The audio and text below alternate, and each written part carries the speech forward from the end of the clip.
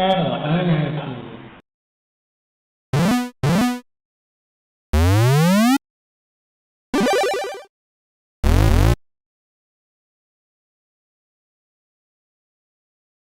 I mean, I probably would have gone with Robo Granny as opposed to Bionic Grannies, but to be fair, this game predates RoboCop by like 3 years, based on what I looked up. So that's basically all I looked up, was that where the game was released, what year it was, and it's a UK game, so I'm in PAL mode. So it started up, it's tape file. So I don't think this is a very complicated game. I don't think. Bionic Granny by Mastertronic. It's nearly 4 o'clock and time for the kids to come home from school. You are, that's not how you spell your, a Bionic Granny and are waiting outside the school to hit the kids as leave. Wait a minute. You're a Bionic Granny and are waiting outside the school to hit the kids as leave. Who wrote this? I mean, gripes, this was published through Mastertronic. You'd think one of them would have noticed the spelling issue there, or the grammar issue, and been like, hey, could you make this one word adjustment before we commit this to a tape and duplicate it 100 some odd times, or however many copies they sold? Anyway, some will walk down the roads, but others will try to evade you by keeping off the roads. Don't let the lollipop lady throw lollipops at you. Wouldn't the lollipop lady throw lollipops at the kids, not the granny? This is a weird concept. Anyways, it says press the key to continue, so we'll do that. To move Granny, use the keys that are C, or use joystick plugged into port 2. That I can do. Oh wait, left and right. We don't have up or down movement? This is just left and right? Okay, press key to start game. What? What? What am I looking at? How is the game already over? It was played for how many seconds? Okay, let's try this again. So... okay, so it looks like the lollipop lady is the one that's throwing... yeah, lollipops down. Lollipop lady seems to only go on the roads. And yeah, I can only move left and right. I can't move up and down. Yeah, your only danger are the lollipops. If you touch the lollipop, you die. So I guess Bionic Grannies are weak to lollipops? Okay, now that I'm less surprised by what's going on, let's see if I can actually get a handle on this. So long as I stay very clear of where the lollipop lady is, I think I should be okay at catching the kids coming down, but... yeah, you don't move very fast.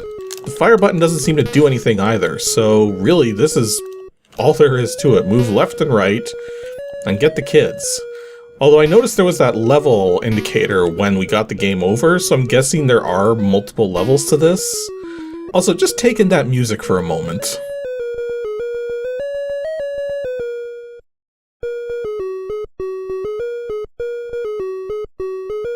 Now, it seems like the number of kids in the level is a fixed amount, because now there's nowhere near as many kids coming out of the school. So it seems like... yeah, so once you get all the kids, you move on to the next level.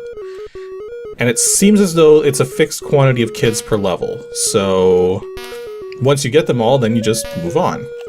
Okay, the other thing I'm noticing, which is actually kind of interesting, is that the kids follow a path based on what color they are. So yeah, the yellow kids move in a... oops. Oh, that's interesting. If you lose a life, all the kids go back to the school. So yeah, losing a life resets your progress. Let's try not to do that. But yeah, it seems like each kind of kid has a particular path that they follow, so it's not actually random. And it's also more than just the color of the kid. Like, the colors are yellow, red, and white. And then it's also whether they're male or female, because it looks like some of them are wearing shirts and pants, I think, and some of them are wearing dresses. So depending on the color and the gender determines what path they take as they move down the screen. At least that's what I seem to be getting from this. You know, it's actually really hard to dodge those lollipops. It doesn't look like it would be difficult, but the thing is that I don't know how to put this. It's like they come very unexpectedly and you don't move fast enough to dodge them. You kind of have to have a sort of inkling that they're going to be headed your way ahead of time. Otherwise, yeah, they're going to get hit by them. Okay, level 2. Catching more kids here with our Bionic Granny who just... it just occurred to me to take a look at what the Bionic Granny is actually doing, and I don't know. What is she doing? She's like waving some kind of cane back and forth. Also, one other thing I want to point out is that these kids move impressively fast. Like, we're saying that the granny here is bionic. No, it's the kids that are bionic. They're moving at like freaking light speed here. Okay, made it to level 3. Are we gonna see anything different, or is it just gonna be more of the same? Oh, I got insta-killed. I guess that's one way to start level 3. No, it just seems to be more of the same from the looks of it. So, something I'm aware of in terms of the UK gaming market as opposed to the North American gaming market is that there were a lot of really budget titles on the UK market. Which isn't something that sort of happened here. Like here, everything you found in stores was always like top tier stuff. The stuff you would have to spend like 40 or 50 bucks on. But I know in the UK they had lots of budget titles that would only be like a couple pounds, like if even. And the idea is that, yeah, you could buy cheap software, but there's a reason why it's cheap software. It's because it probably took like 5 days to make. Okay, realistically speaking, I don't know how long it takes to make a C64 game, so that's just a wild guess, but... I mean, look at this. This did not take that much thought to put together. Someone was just like, let's have a little school-like background here with roads and stuff. We'll put a character in that catches kids coming out of the school, and some sort of antagonist. Might as well just throw lollipops. And that's the game we got. Now, it does seem like as the levels progress, everything starts moving faster. But that seems to be the only difference I'm noticing.